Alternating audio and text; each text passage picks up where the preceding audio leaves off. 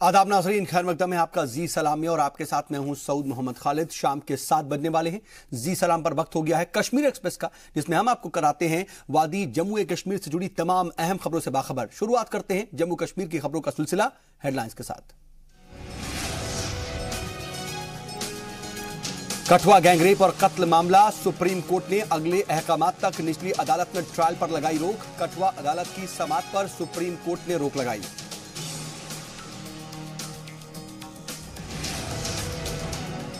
LOC के करीब security forces और मिलिटेंट्स के दरमियान झड़प, ललकारने पर शुरू की फायरिंग, अंधेरे का फायदा उठाकर मिलिटेंट फरार।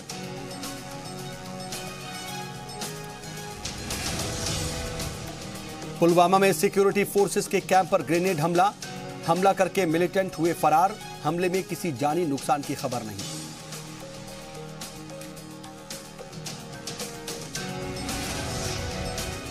मुसलसल चौथे दिन भी रहा त्राल बंद, मकामी मिलिटेंटों की हिमायत में 4 दिनों से बंद। वहीं नौजवान की हलाकत के बाद शोपियां भी रहा आज बंद। और सोशल मीडिया पर हिजबुल की जानिब से डाली गई 4 राइफल की तस्वीरें वायरल। 2 दिन पहले पुलिस एहलकारों से छीनी थी राइफल।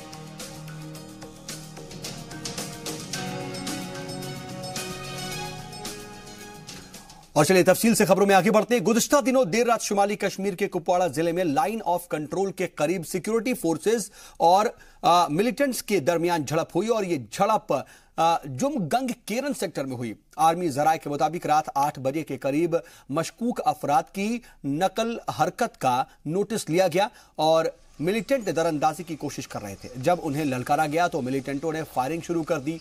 जवाब में फौज की तरफ से फायरिंग की गई। दोनों तरफ से काफी देर तक फायरिंग का तबादला होता रहा, लेकिन मिलिटेंट अंधेरे का फायदा उठाकर फरार होने में कामयाब हो गए। बता दें कि आज सुबह फौज ने इलाके का दोबारा से मुहासरा किया और मिलिटेंटों का एक तरीके से सर्च ऑपरेशन शुरू किया। मिलिटेंटों की तलाश शुरू की गई और सर्च ऑपरेशन अभी भी चलाया जा रहा है। ताहम किसी मिलिटेंट के गिरफ्त में आने की इत्तला अभी तक नहीं मिली है। बता दें कि इस इलाके में घारत पोस्ट पर आर्मी की 16 मद्रास की यूनिट तैनात है।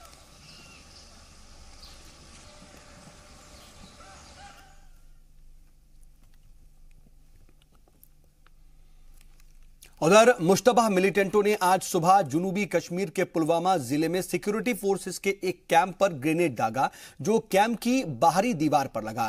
ताहम ग्रेनेड से किसी तरह का जानी नुकसान नहीं हुआ। इत्तलात के मुताबिक वाकये के बाद फोर्स ने आसपास के बड़े इलाके का मुहासरा कर लिया और मिलिटेंटों की तलाश शुरू कर दी। अभी तक किसी मिलिटेंट के पकड़े जाने की इत्तला नहीं है।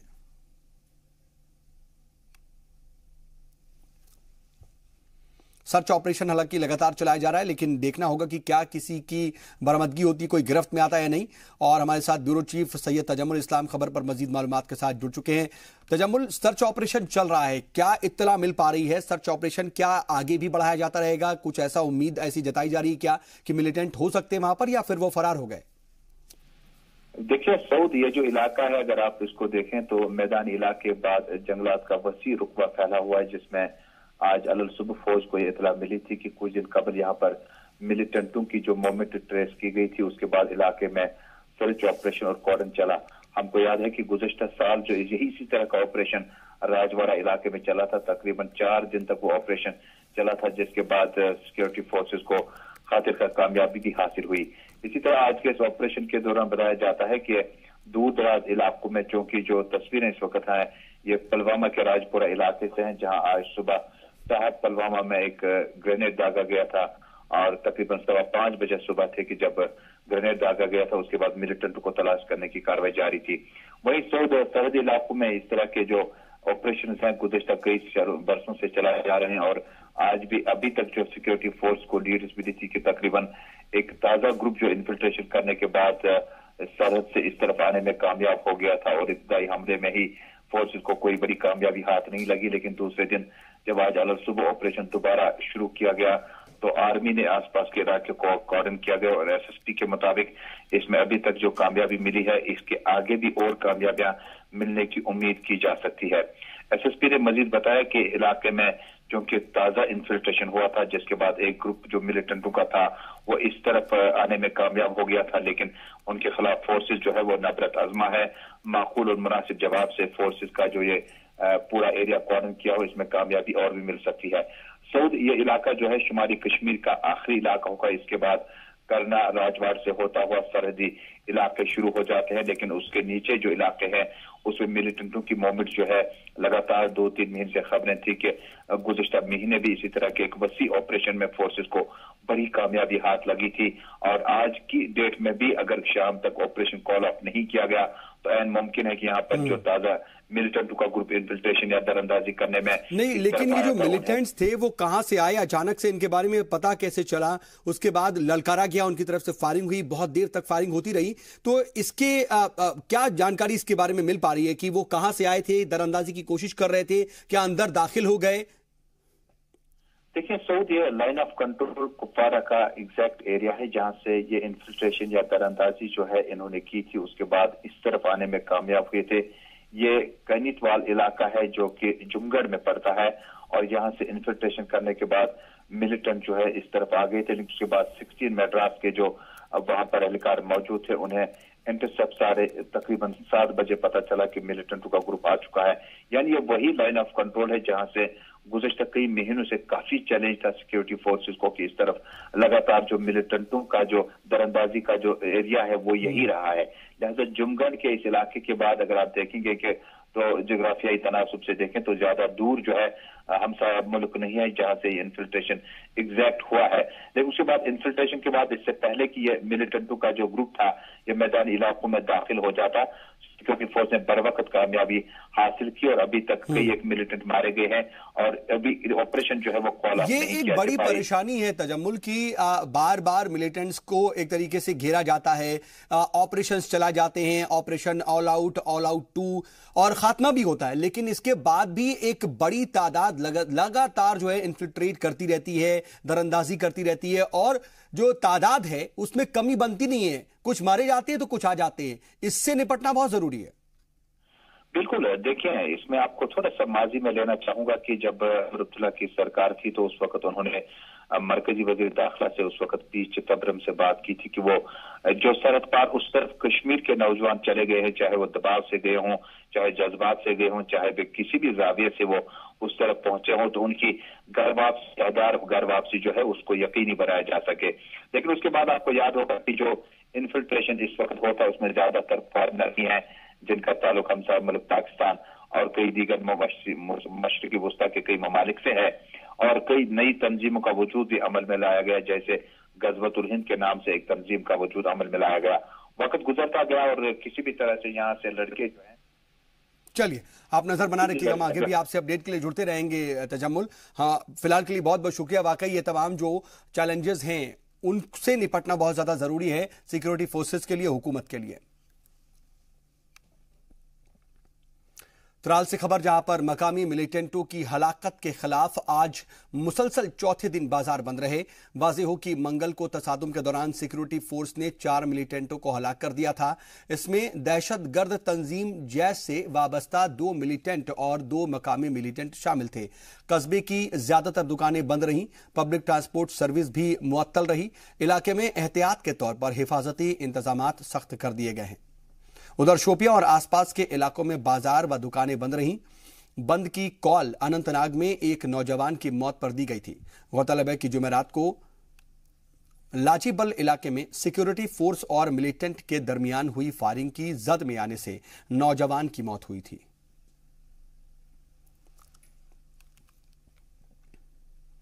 इधर त्राल में एक सड़क हादसे में 3 अफराद जख्मी हो गए। ये हादसा मंडूरा रोड पर पेश आया। एनी शाहदीन के मुताबिक ये हादसा उस वक्त हुआ जब मुखालिफत जो है मुख्तलिफ लोग इस पर लेकर के नाराजगी अपनी जाहिर करने लगे और मुखालिफ सिमत से आ रही 2 गाड़ियां आपस में टकरा गईं।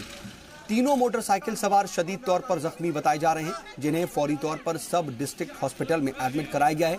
बाद में इन्हें श्रीनगर के लिए रेफर कर दिया गया। पुलिस ने इस पूरे मामले में केस दर्ज कर लिया है।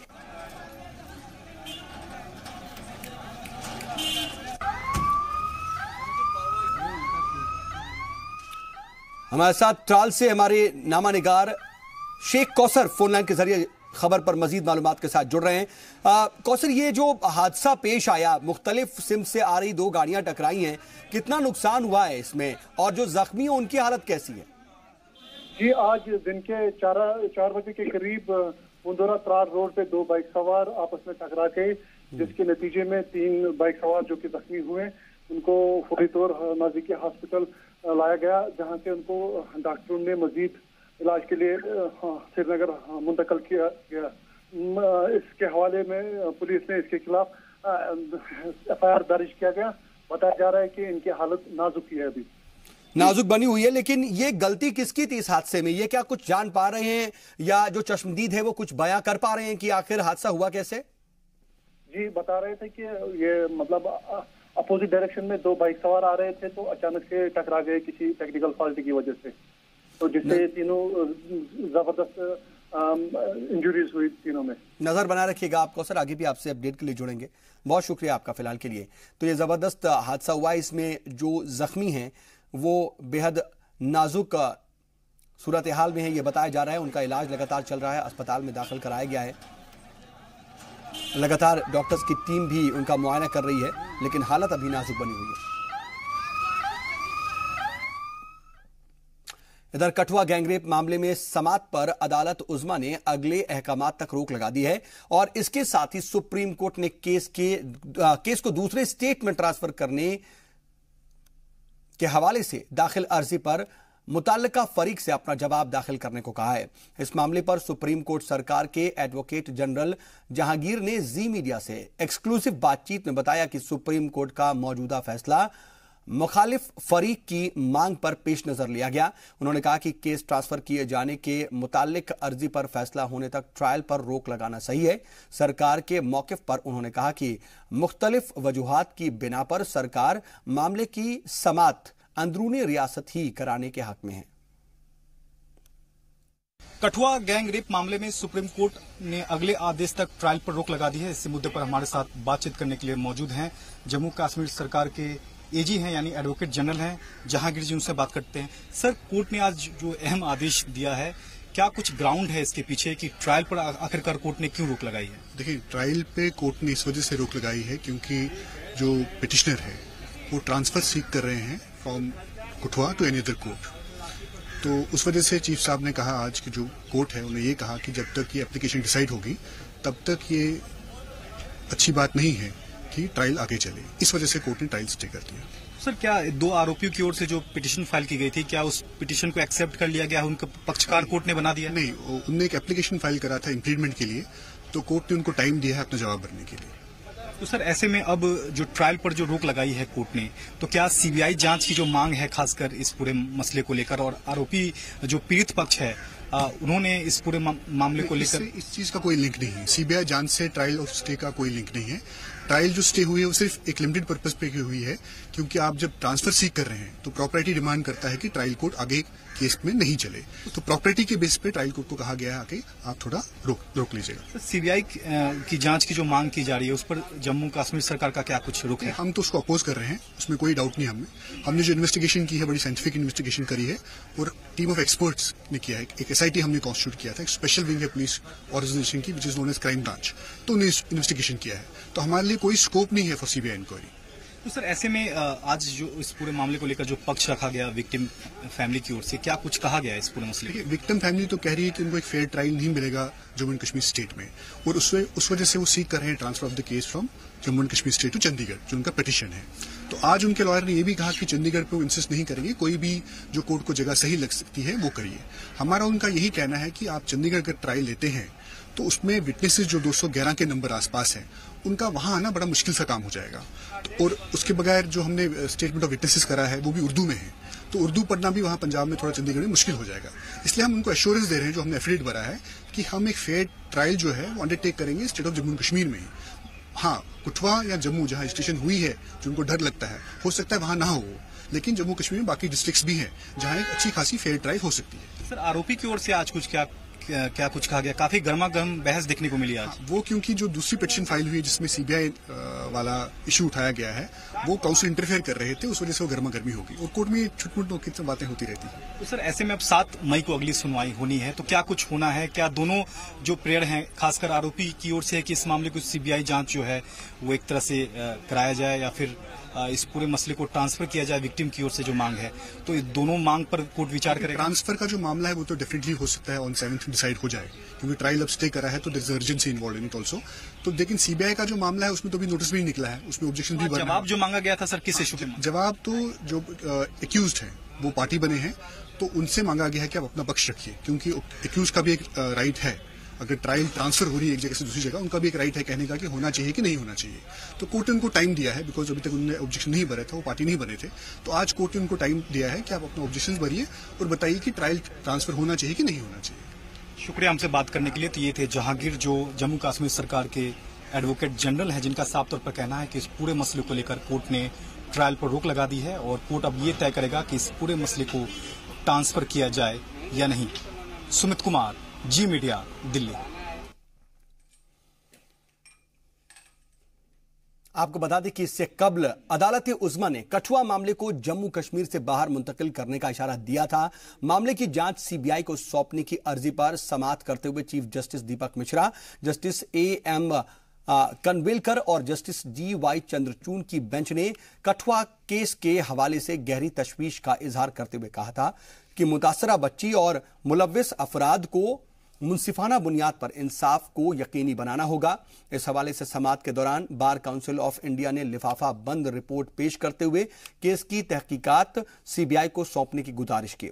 वाज़ेह हो कि Jammu high court bar association ने भी मामले की जांच सीबीआई को सौंपने का मुतालबा किया है और इस दौरान सीनियर वकील ने चार्जशीट दाखिल करने के दौरान वकीलों की जानिब से रुकावट डालने की बात बेंच की नोटिस में लाई और बेंच ने साफ किया है कि केस की समाअत शफाफ बुनियादों पर हो और तमाम तर तवज्जो केस की बुनियादी नुक्ते पर ही होनी चाहिए। बेंच ने कहा है कि किसी भी फरीक की बात पर बंद आंखों से यकीन नहीं किया जा सकता।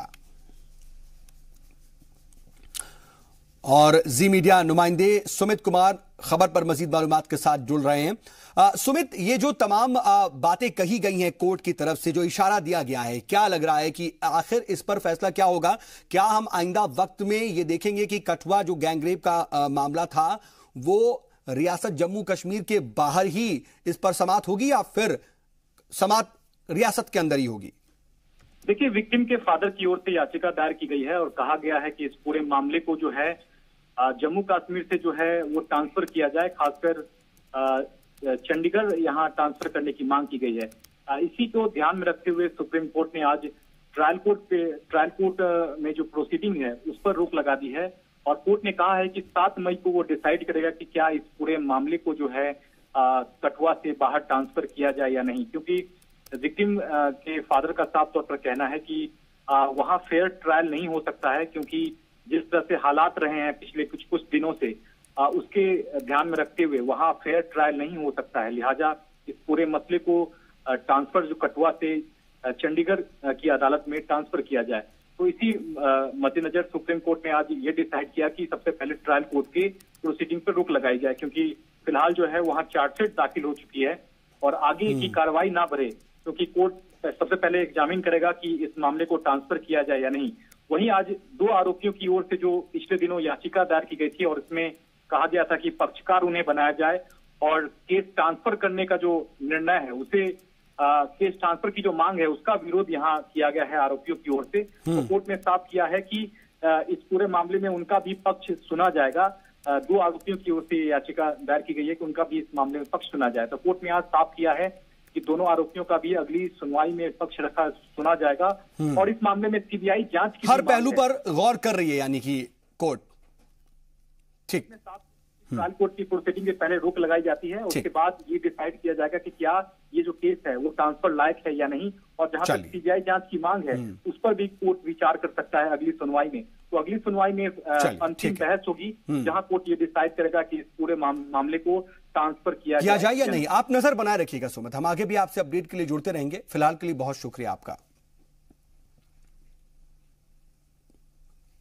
और इधर इन सब के बीच केस मुंतकली के मुद्दे पर बार एसोसिएशन जम्मू के मौकिफ पर वादी में सियासत तेज होने लगी है। सीनियर कांग्रेसी लीडर ताज महीउद्दीन ने यह कहा है कि बार एसोसिएशन आधी अधूरी जानकारी के बगैर, मामले की जानकारी के बगैर मुलजिमों की तरफदारी कर रहा है। ताहम मामले की समाअत पर रोक लगाने के सुप्रीम कोर्ट के फैसले की हिमायत भी उन्होंने की। सुप्रीम कोर्ट ने जो फैसला दिया कल, जो कमेंट्स किए कि छोटी सी भी अगर वो नाइंसाफी देखेंगे तो ट्रायल को बाहर ले जाएंगे। वो तो हक है, कानून है, सुप्रीम कोर्ट मजाज है, उस पर तो कोई मैं कमेंट करना नहीं चाहता। अभी फैसला होना है। विक्टिम ने भी का वकील भी है और एक्यूज का वकील भी है। वो कब फैसला देंगे और क्या फैसला देंगे वो हम सब पे लागू होगा। मगर ताज्जुब मुझे बार काउंसिल ऑफ इंडिया ने जो कहा कि कोई भी एजिटेशन नहीं हुई, कठुआ के लॉयर्स ने कुछ भी हंगामा खड़ा नहीं किया, वो अजीब सी बात है। जाने न जाने गुल ही न जाने, बाग तो सारा जाने है। यही हाल हुआ कि सबको पता है कि एजिटेशन हुई, उन्होंने रोका और ये कहते हैं कि रोका ही नहीं, उन्होंने एजिटेट ही नहीं किया। इधर मरकजी हुकूमत के चीफ मुज़ाकरातकार दिनेश्वर शर्मा इन दिनों वादी चेनाब के दौरे पर हैं। दौरे के दूसरे दिन आज उन्होंने डोडा जिले का दौरा किया। सुबह डोडा पहुंचने के बाद उन्होंने मुख्तलिफ शोबों से जुड़े वफ्द से मुलाकात की। इसके अलावा सियासी जमातों के कारकुनान और जिला बार एसोसिएशन के मेंबरान भी दिनेश्वर शर्मा से मिले। मुलाकात के दौरान रियासत की मौजूदा सूरत हाल पर लोगों ने अपनी राय रखी।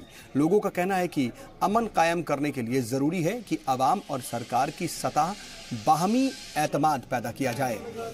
मुलाकात के लिए व्यापार मंडल और ज्वाइंट सिविल सोसाइटी को भी मदऊ किया गया था, लेकिन दोनों ग्रुप ने मीटिंग का बायकॉट किया। हमारा मौकिफ था कि जो जम्मू कश्मीर कांग्रेस का मौकिफ है या सेंट्रल कांग्रेस का मौकिफ है, वही कांग्रेस डिस्ट्रिक्ट डोडा का भी मौकिफ है। इससे हटकर कुछ भी नहीं है। हम चाहते हैं कि जम्मू कश्मीर में अमन कायम हो। हम चाहते हैं कि जो भी यहाँ पे हालात ख़राब हुए हैं उनको जल्द अज जल्द ठीक किया जाए, और जिन लोगों के साथ बात करना ज़रूरी है उन लोगों के साथ बात की जाए, ताकि यहाँ पे अमन का माहौल फिर से, जो 2014 से पहले यहाँ पे अमन का माहौल था, वैसा माहौल फिर बन जाए। तो अमन का माहौल कायम करने की कोशिश की बात कही जा रही है और मुज़ाकरातकार दिनेश्वर शर्मा लगातार अलग अलग फरीकैन से मिल रहे हैं। डोडा भी वो पहुंच चुके हैं और डोडा में भी उन्होंने तमाम फरीकैन से मुलाकात की। क्या कुछ मुलाकात में बात हुई और क्या कुछ इस बातचीत से निकल करके सामने आया, इस पर मजीद जानकारी के साथ जी मीडिया नुमाइंदे राजन वैद खबर पर जुड़ चुके हैं फोनलाइन के जरिए। राजन, क्या जानकारी मिल पा रही है, किन किन फरीक से यहां पर बात हुई और डोडा का जो ये दौरा है वो कितना कामयाब माना जाए मुज़ाकरातकार दिनेश्वर शर्मा का? जी साहब, मैं आपको बता दूं कि दिनेश्वर शर्मा ने जिस तरह से अलग अलग जगहों का दौरा किया और सब लोगों की बात सुनी, तो उसी के चलते आज डोडा में भी जो सिविल सोसाइटी है, वो बार काउंसिल, जो बार एसोसिएशन ऑफ डोडा है, उसके अलावा बीजेपी के लीडरान जो है डोडा के और कांग्रेस के लीडर जो हैं उनसे मुलाकात की और काफी मुद्दों के ऊपर बात की गई, जहां कांग्रेस ने इस बात का मुतालबा किया कि जिस तरह से जब से बीजेपी और पीडीपी की जो हुकूमत बनी है, तो सीज फायर वायलेशंस के अंदर काफी इजाफा देखने को मिला है, खासकर जम्मू सूबे में, चाहे वो इंटरनेशनल बॉर्डर हो, चाहे लाइन ऑफ कंट्रोल हो। जिस तरह से पुंछ और राजौरी इलाकों को निशाना बनाया गया पिछले दिनों में, तो इस पे मरकजी हुकूमत को बातचीत का रास्ता निकालना होगा या कोई ऐसा रास्ता निकालना होगा जिस तरह के जो हालात बने हुए हैं वो हालात ठीक हो सके जम्मू कश्मीर के अंदर। वहीं बीजेपी जो लीडरान का ये कहना था कि हालांकि बातचीत होनी चाहिए, हालात ठीक होने चाहिए। लेकिन जिस तरह की पाकिस्तान की हरकतें हैं और जिस तरह से पाकिस्तान ने जो है बिना उकसावे की फायरिंग और शेलिंग करता है जम्मू में और कश्मीर में, तो उस ऐसे में पाकिस्तान से बातचीत होना मुमकिन नहीं लगता। अगर पाकिस्तान बातचीत करने को चाहता है तो उसको भी इस तरह के कदम उठाने होंगे जिससे लगे कि एक बातचीत का माहौल बना है। अब वहीं जो बार एसोसिएशन ऑफ डोडा है उनका भी यही कहना था कि जिस तरह के हालात बने हुए हैं इस वक्त जम्मू कश्मीर में, खासकर जो एक दूरी पैदा हुई है, खासकर जो मरकजी हुकूमत और जम्मू कश्मीर के लोगों में, उसको कम करना होगा, उसके लिए कदम उठाने होंगे। तो सभी ने अपनी अपनी बातें रखी और जो दिनेश्वर शर्मा है उन्होंने सबकी बातें सुनी और इसको जब दिल्ली जाएंगे मुझे लगता है वो उस पर चर्चा होगी और क्या निकल के आता है वो आने वाला वक्त बताएगा। जी साहब। लेकिन ठीक है, ये तमाम चीजें हैं, लेकिन अमन कायम करने की बात बार बार की जा रही है, लेकिन अभी तक सिर्फ डोडा में ही नहीं तमाम अलग अलग जगहों पर मुज़ाकरातकार पहुंचे, अलग अलग फरीक से बात कर रहे हैं। क्या उसका असर दिखना शुरू हुआ है? क्या आपस में सिर्फ अलग अलग फरीक से बातचीत करके ही अमन कायम किया जा सकता है या सभी फरीकैन को एक साथ बिठाकर अमन कायम करना ज्यादा सही है? ये साहब आपको याद होगा कि जब दिनेश्वर शर्मा ने अपना इस तरह से जो अपना ये शुरू किया था, जब जम्मू कश्मीर के दौरे शुरू किए थे, तो जब वो कश्मीर में गए या जम्मू में मिले, वहां पे लोगों ने ये मांग उठाई थी कि जो पहली दफा पत्थरबाजी में मुलव्विस जो नौजवान हैं उनके खिलाफ FIR को वापस लिया जाए। तो उनकी बात सुनकर जब वो वापस लौटे दिल्ली और उसके बाद कुछ दिनों के बाद ये फैसला आ गया था कि जो पहली दफा मुलव्विस पाए गए हैं उनके खिलाफ FIR वापस ली जाएगी। उसके बाद जिस तरह से अभी हाल ही में हुकूमत ने एक कदम उठाया है कि जो हुर्रियत लीडरान हैं उनको जो है जो नजरबंदी थी वो हटाई गई उनके ऊपर। तो इस तरह के तमाम जो ये कदम है ये तभी देखने को मिले हैं जब कहीं ना कहीं दिनेश्वर शर्मा ने जो रिपोर्ट पेश की है मरकजी हुकूमत के सामने, तो कहीं ना कहीं जो सॉफ्ट कॉर्नर है एक तरह से वो सामने निकल के आया है कि कहीं ना कहीं बात सुननी पड़ेगी और कुछ नरमी बरतनी पड़ेगी, क्योंकि जिस तरह से पहले ही ये कहा जा चुका है कि जो कश्मीर के जो नौजवान हैं वो भटके हुए हैं उनको सही रास्ते पे लाने के लिए कदम उठाने होंगे। और जो जिस तरह से अब मिलिटेंट जो वापस आए हैं उनके बारे में भी जिस तरह से महबूबा मुफ्ती ने ये कहा है कि उनको ज्यादा तंग नहीं किया जाएगा और उनकी जो भी वालिदैन हैं या जो उनकी कोई जो उनको गुप्त रखा जाएगा उनकी बात को। तो इस तरह की एक तमाम कदम है जो हमें लगता है कि पॉजिटिव डायरेक्शन में लिए गए हैं और हमें दिखा है इसका असर। तो इस तरह के कदम अब पाकिस्तान से बातचीत का मसला है वो मरकजी हुकूमत के सामने किस तरह से रख पाते हैं ये वक्त। ठीक है राजन, आप नजर बना रखिएगा, हम आगे भी आपसे अपडेट के जुड़ते रहेंगे। कई तरह के सवाल जरूर खड़े होते हैं, लेकिन उसका जवाब आखिर कैसे मिले और आखिर असल में हल कब निकलेगा ये देखना बहुत जरूरी है। और वहीं हिजबुल मुजाहिदीन ने सोशल मीडिया पर 4 राइफल्स की तस्वीरें डाली हैं और गौरतलब है कि ये वही राइफल्स हैं जो गोरीपोरा, हैदरपोरा और श्रीनगर में 2 दिन पहले JKAP 13 बटालियन के पुलिस गार्ड से छीनी गई थी और अब उन्हीं राइफल्स की तस्वीरें हिजबुल मुजाहिदीन के जानिब से डाली गई हैं और सोशल मीडिया पर भी ये तस्वीर वायरल हो रही है। वक्त एक और छोटे से ब्रेक का, जल्द होते हैं हाजिर।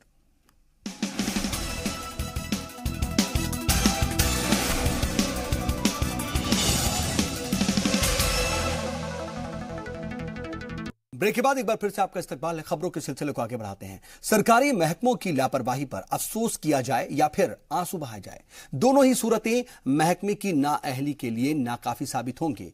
बता दें कि महकमों की बदौलत अब नौकरियों में इंसानों के साथ साथ जानवरों को भी शामिल होने का मौका मिलने लगा है। जी हां, नायब तहसीलदार के लिए होने वाले एग्जाम में जिन उम्मीदवारों को आई कार्ड जारी किया गया है उसमें एक गधा भी शामिल है और आई कार्ड में गधे की तस्वीर बकायदा दिख रही है। बात जब आम हुई तो लोग सर एक तरीके से धुनने लगे। कुछ ने इस पर अफसोस का इजहार किया, जबकि बाज लोगों को इस खबर पर किसी तरह की हैरानी नहीं हुई। उनका कहना है कि इस तरह का मजाक जम्मू कश्मीर में ही हो सकता है। वाज़ेह हो कि इससे कबल एक इम्तिहान के लिए गाय का भी एडमिट कार्ड जारी किया जा चुका है।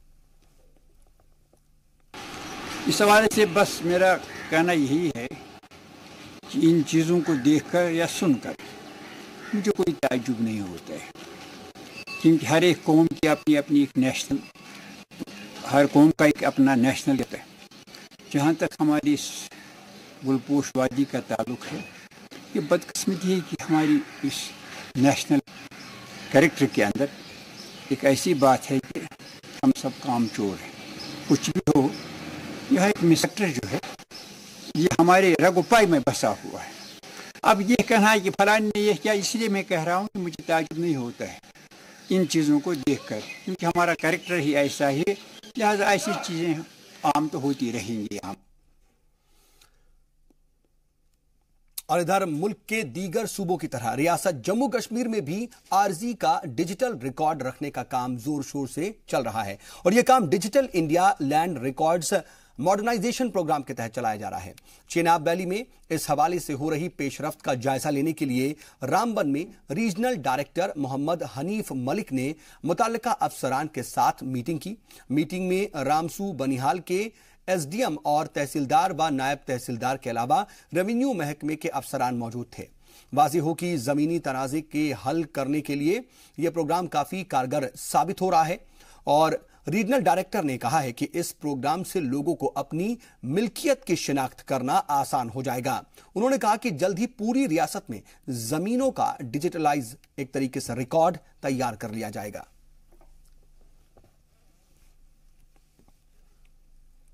गांदरबल के एमएलए शेख इशफाक जब्बार ने अवामी दरबार के जरिए लोगों से मुलाकात की और उनके मसाइल सुने।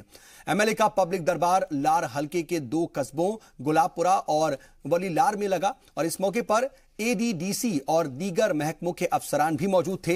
दरबार में ज्यादातर लोगों ने पानी, बिजली और सड़क जैसी बुनियादी सहूलियात को लेकर के शिकायतें की। इसके अलावा लोगों ने इलाके में कब्रिस्तान के रखरखाव का भी मसला उठाया। इस मौके पर रुकन असेंबली ने अपने डेवलपमेंट फंड से मुख्तलिफ तरक्कियाती कामों के लिए गुलाबपुरा को 7 लाख जबकि वलीलार को 8,70,000 देने का ऐलान किया।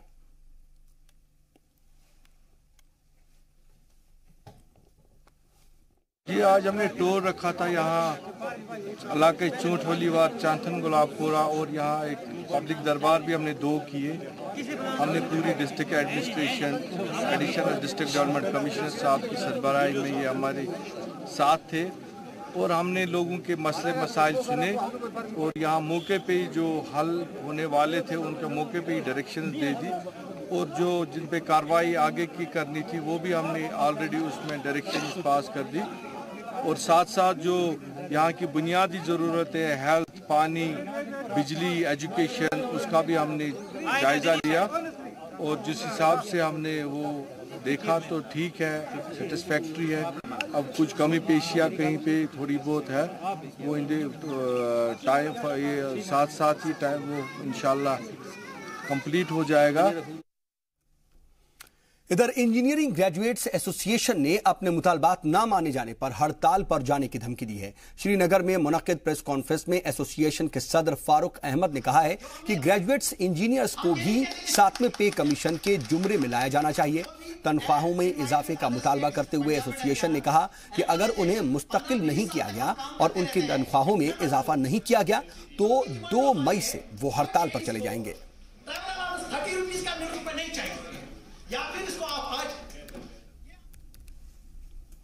चलिए बढ़ते खबरों में आ गए। महकमा सेहत की जानिब से आज पट्टन में एक ब्लड डोनेशन कैंप का एहतमाम किया गया और परिहासपुरों में वाक़े IRP बटालियन में लगे इस कैंप का इफ्तिताह रियासती वजीर मौलवी इमरान रजा अंसारी ने किया। कैंप में बड़ी तादाद में लोगों ने खून का अतिया दिया। इस मौके पर मेहमान खुसूसी ने खून के अतिये को सबसे बड़ा अतिया करार दिया।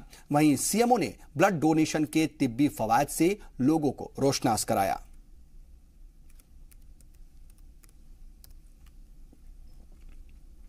इधर गर्मियां आते ही खेतों में हर साल आग लगने का सिलसिला शुरू हो जाता है और इससे किसानों की मेहनत पर पानी भी फिर जाता है और इसका बेहद नुकसान किसानों को ही सीधे तौर पर उठाना पड़ता है। इस साल भी गर्मी की वजह से खेतों में आग का सिलसिला शुरू हो गया है। जम्मू के RS-पुरा इलाके के गांव ममता में अचानक खेतों में आग लग गई। आग का पता जब चला, उसका पता चलते ही किसान खेतों में पहुंचे और बचाने का काम भी लगातार शुरू कर दिया गया। आग लगने से खेतों में लगी गेहूं की काफी फसल जलकर खाक हो गई।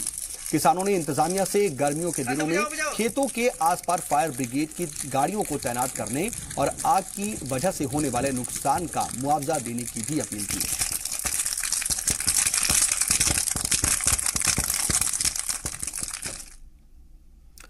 हुकूमत जहां जम्मू कश्मीर में लोगों को बुनियादी सहूलियत देने की बात करती है, वहीं अनंतनाग से महज 12 किलोमीटर दूर सालिया नाम का इलाका पीने के पानी तक से महरूम है। गौरतलब है कि इन लोगों को पीने का पानी लेने के लिए कई किलोमीटर दूर चल करके जाना पड़ता है। परेशानी की बात यह है कि गांव में अपना फिल्ट्रेशन प्लांट है, लेकिन उससे दूसरे गांव को पानी फराहम कराया जाता है।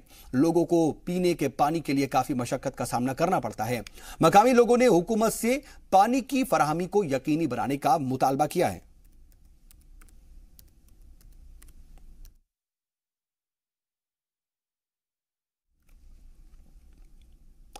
अपनी मांगों को लेकर के गुज़िश्ता 10 दिनों से हड़ताल पर बैठे क्लर्क्स ने जम्मू में एक रैली निकाली। रैली एग्जीबिशन ग्राउंड से शुरू हुई और इस शहर के ज्वेल चौक से होती हुई मुख्तलिफ बाजारों से निकली। इस दौरान क्लर्कों ने सेक्रेटेरिएट तक जाने और घेराव की कोशिश की, लेकिन पुलिस ने उन्हें आगे जाने से रोक दिया और सेक्रेटेरिएट घेराव की कोशिश नाकाम कर दी। क्लर्क्स की मांग पर जो क्लर्क की मांग है दरअसल पे अनोमली है और इसे दूर करने का मुतालबा भी लगातार किया जा रहा है। उन्होंने कहा कि सरकार सिर्फ यकीन दहानी ही करती है, लेकिन उनकी मांग को पूरा करने के लिए इकदामात नहीं कर रही है।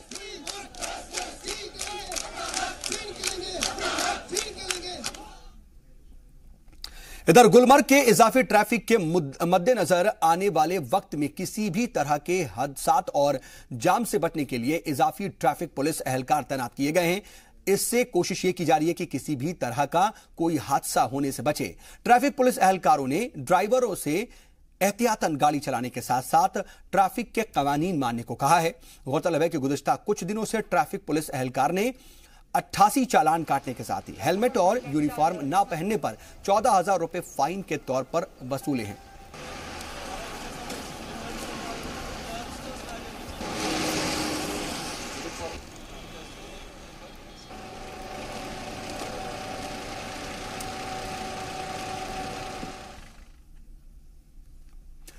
इधर ट्रैफिक वीक के सिलसिले में बांदीपोरा में बाइक रैली का इनेकाद किया गया। रैली को जिला तरक्कियाती कमिश्नर और एसएसपी ने मुश्तरका तौर पर झंडी दिखाकर रवाना किया। बाइक रैली स्पोर्ट्स स्टेडियम से होते हुए बांदीपोरा के मुख्तलिफ बाजारों से निकलकर पितौशे में इख्तिताम पजीर हुई। इस मौके पर बांदीपोरा में एसएसपी का कहना था कि इस बाइक रैली का मकसद बाइकर्स को हेलमेट की जानकारी फराहम करना है।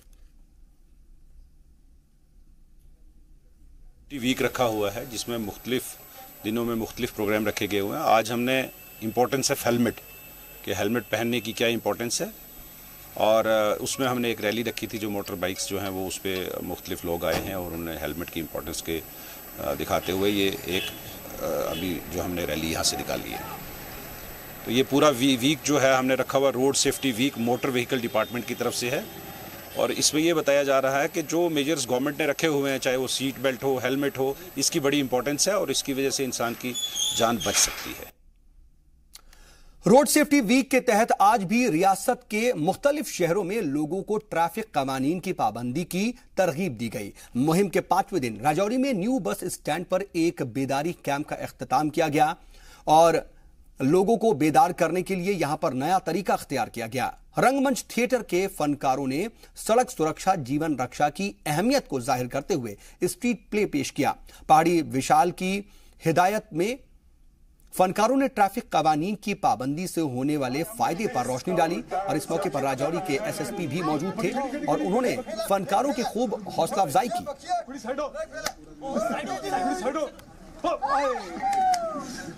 मुबारक भी दूंगा विशाल पहाड़ी जी को, बहुत अच्छा उन्होंने यहाँ पे एक मैसेज देने की कोशिश की है और कहीं ना कहीं मुझे लगता है कि आप अगर इस पे 30% 40% भी अमल करेंगे तो अपनी ज़िंदगी के साथ साथ और जितने लोगों की ज़िंदगी लेके आप जा रहे होते हैं उसमें भी कहीं ना कहीं आप महफूज रखने में कामयाब होंगे। और एक और छोटा सा ब्रेक, जल्द होते हैं हाजिर।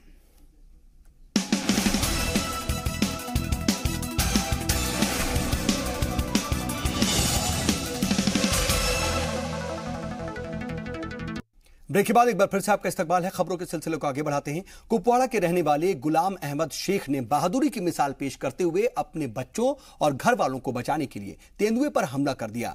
गौरतलब है कि एक तेंदुआ सुबह के 5 बजे गुलाम अहमद शेख के घर में घुस गया और गुलाम अहमद के बच्चों पर हमला करने की कोशिश कर रहा था।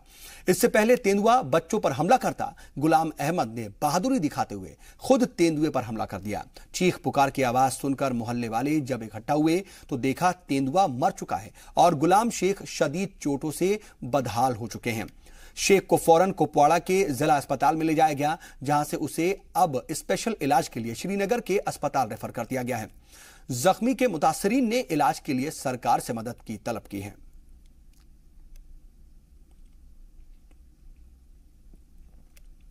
पुंछ के डिग्री कॉलेज मैदान में शहीद मंजीत सिंह वॉलीबॉल क्लब की जानिब से पहले पुंछ लीग वॉलीबॉल टूर्नामेंट का इनेकाद किया गया और इसके पहले मैच में मखदूमी क्लब ने सीधे 3 सेटों में पलेरा को हराकर जीत दर्ज की।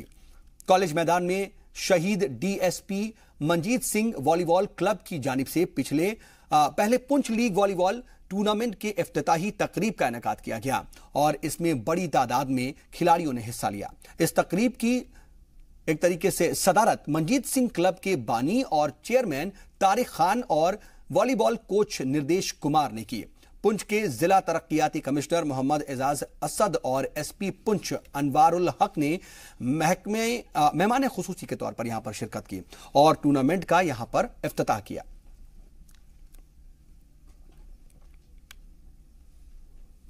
इधर khadi village and industries Jammu Kashmir की जानिब से जम्मू में एक वर्कशॉप का इनेकाद किया गया। इसमें बोर्ड के वाइस चेयरमैन पीरजादा मंसूर हुसैन ने मेहमान खुसूसी के तौर पर शिरकत की। इस वर्कशॉप में खादी विलेज इंडस्ट्रीज की जानिब से रोजगार से मुतालिक मंसूबों की मालूमात फराहम की गई। इस दौरान chief minister employment generation scheme के बारे में भी जानकारी दी गई। बोर्ड के वाइस चेयरमैन पीरजादा मंसूर हुसैन ने बोर्ड के जो तमाम अफसरान हैं उनसे सेमिनार मुनक्किद करने को कहा, जिससे ग्रास रूट लेवल पर नौजवानों तक रोजगार से मुतालिक जानकारी दी जा सके और वो इसका फायदा उठा सके। रियासत के सीनियर कांग्रेस लीडर और साबिक मरकजी वजीर सैफुद्दीन सोज ने जी सलाम से खास बातचीत की। जी सलाम से बात करते हुए उन्होंने सीधे तौर पर मरकजी हुकूमत पर निशाना साधते हुए नाइंसाफी का इल्जाम लगाया और एफस्पा को हटाने का मुतालबा किया। साथ ही हाल ही में गुलाम नबी पटेल के कत्ल पर इजहार अफसोस भी किया। जम्मू कश्मीर की सियासत के तई कुछ ऐसे अहम इश्यूज भी हैं जिनको लेकर हम बात करने के लिए फिर पहुंचे हैं रियासत जम्मू कश्मीर में सीनियर सियासी रहनुमा प्रोफेसर सैफुद्दीन सोज साहब। सोज साहब बहुत बहुत शुक्रिया। सोज साहब, अपसपा की बात, मोदी ने नॉर्थ ईस्ट से अब इकदाम उठाने शुरू किए। क्या जम्मू कश्मीर खासकर श्रीनगर और मजाफाती इलाके, क्या हम इसको होस्ट करने के तैयार हैं, कंटिन्यू कर पाए इसको? देखिए, मरकज की हुकूमत ने आज ही नहीं बहुत देर से वो गलतियां करते रहे हैं। तो वरना जब यहाँ कॉन्स्टिट्यूएंट असेंबली बनी थी उसी वक्त फैसला हो गया था। कश्मीर के लोगों ने सेकुलर इंडिया के साथ इल्हाक किया, लेकिन यूनियन ने कश्मीर के लोगों के साथ नाइंसाफी की। डिस्प्यूट कश्मीर वादी में उभरा, जम्मू और लद्दाख में नहीं। तो कश्मीर के लोगों से नाइंसाफी की, उनने सेकुलर इंडिया के साथ हाथ मिलाया था, लेकिन मरकज ने उस हाथ को कमज़ोर करने की कोशिश की और उसी दिन से, जिस दिन कॉन्स्टिट्यूएंट असेंबली बनी थी, कन अखियों से साजिश में शरीक हो गए, शक व शुबहात की नज़र से देखते रहे और यहाँ के मुक़्तदर लीडर को, हमारी तारीख में उसका बड़ा मकाम है, शेख मोहम्मद अब्दुल्ला को गिरफ्तार भी किया, डिसमिस किया। वो ज़ख्म अभी भी कश्मीरी की नफ्सियात में जिंदा है। उसके बाद कितनी गलतियां की। जगमोहन को यहाँ भेजना जो है वो बहुत बड़ी गलती थी। उसी रात को यहाँ गांव कदल में कत्ल गारत हुई। और ये जो अफसपा है ये जंगल का कानून है। मतलब ये है कि हिंदुस्तान के रोशन चेहरे पर यह बदनुमा दाग है। हमारे यहाँ तो 28 बरस से ये जारी है और इस कानून से नाइंसाफी उभरी है, गलत इस्तेमाल हुआ है। आपके सीआरपी, ये मालूमात मुझे काफ़ी हैं, आपकी सीआरपी ये जो क्या कहते हैं नहीं जी, ये जो IB के बाद दूसरी है CBI जो है वो सुप्रीम कोर्ट में गई कि बराकपुरा में इस कानून का नाजायज इस्तेमाल आर्मी ने किया है और वहां 7 लोगों को, बेगुनाह लोगों को मारा है। ये हिंदुस्तान की CBI मजबूर हो गई। तो जल्द से जल्द इसको हटाना चाहिए, इसको हटाना चाहिए। और इससे मरकज को कोई फायदा नहीं मिला है, इससे लोगों में दूरी बढ़ गई है जहनों में। अगर आप क्या कहते हैं, कल आज खत्म करना चाहिए और वो कीमत इसकी चुकाते रहेंगे। ये जो बच्चे वहां कुलगाम और शुपिया में मुश्तिल हैं। बहुत बहुत शुक्रिया प्रोफेसर सैफुद्दीन सोज, जम्मू कश्मीर के सीनियर सियासी रहनुमा, और अपनी बात रखी। उन्होंने कहा कि जितना जल्दी हो सके डायलॉग को मीनिंगफुल यानी मानाखेज डायलॉग जो है वो हुर्रियत और बाकी तंजीमों के साथ शुरू किया जाना चाहिए। अशरफ वानी के साथ से तजम्मुल, जी मीडिया, श्रीनगर, कश्मीर। और अब खबर जम्मू कश्मीर के रियासी से है, जहां पर एक ऐसी खातून है जो सिर्फ खवातीन के लिए ही नहीं बल्कि मर्दों के लिए भी सबक और हौसले की बाइस बनी हुई है। यूं तो लोग उसकी झांसी की रानी उसको कह करके बुला रहे हैं, लेकिन नाम है उनका असल कांता देवी।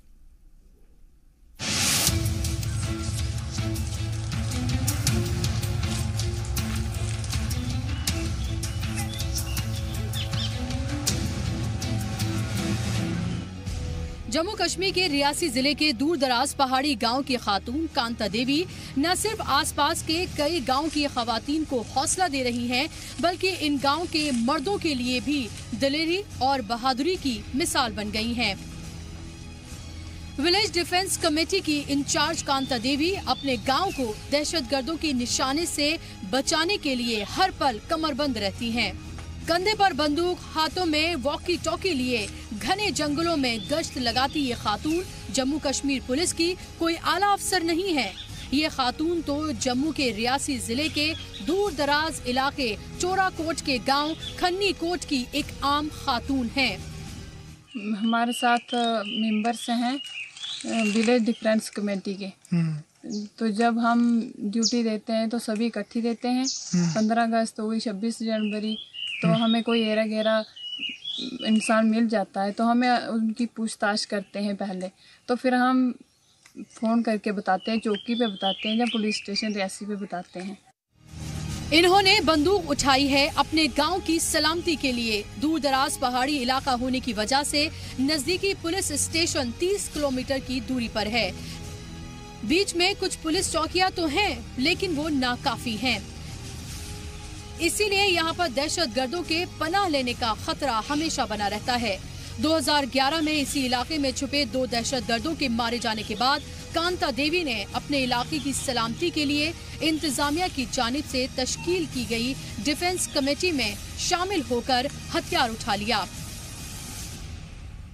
मुझे बहुत गर्व है, मुझे बहुत खुशी है। ये डिस्ट्रिक्ट रियासी में अकेली लेडीज़ है जो इंचार्ज है इस village defence committee Harod coat की, और मैं चाहता हूं कि इस एरिया में जितनी भी महिलाएं हैं वो और बढ़ चढ़ के हिस्सा लें, ताकि और लेडीज़ जो हैं अपने एरिया की जो मूवमेंट है, जो मिलिटेंट मूवमेंट होती है, उसको सरंजाम दें, ताकि लेडीज़ का जो हौसला है ये बढ़ सकता है। कांता की निडरता और बहादुरी से आज उसे 11 रुकनी विलेज डिफेंस कमेटी का इंचार्ज बना दिया है। बीडीसी के इकलौती इंचार्ज कांता देवी अपने इलाके में झांसी की रानी के नाम से मशहूर हैं,